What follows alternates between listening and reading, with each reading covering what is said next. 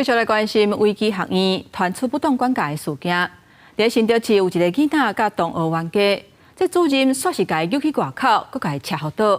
家长带囡仔去验伤报案，教育处嘛查到这个业者是并无立案，所以该罚25万。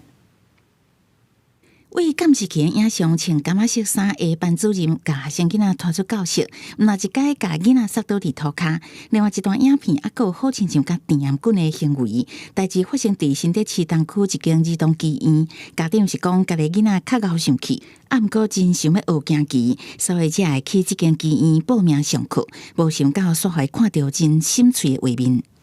他说小孩子有攻击行为嘛，我想说他可能是拉着手不要让孩子去攻击。那看到影片的时候才发现，他这样子被推得这么用力，然后撞到头，我心里真的是觉得很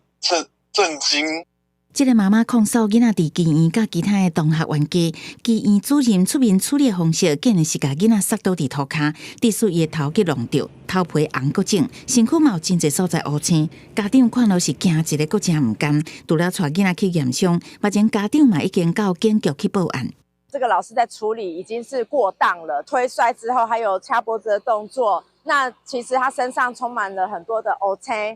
然后头可能也有撞到，有这个脑震荡的疑虑，现在还在观察当中。市原是讲，原后接到其他家长တင်情，好亲像不当管教，教育处接到通报了后，遂派员去稽查，确认这间才艺班无依照规定立案，会依法罚25万，搁辅导因立案。内政部伫期限内完成立案，会连续处罚。发现该企业确实未依规进行立案我们将依据补教法的最重开罚25万元，并辅导其立案那如果未期限内完成立案，将持续的开罚，绝不宽待。有关不当管教囡仔行为部分，教育处指出，已经甲新竹市政府社会处完成联络造成专案小组，后续会依照儿少权法进行调查，好好处理。实际打电话去这间儿童医院，无人接听，到出国前无得到回应。记者综合报道。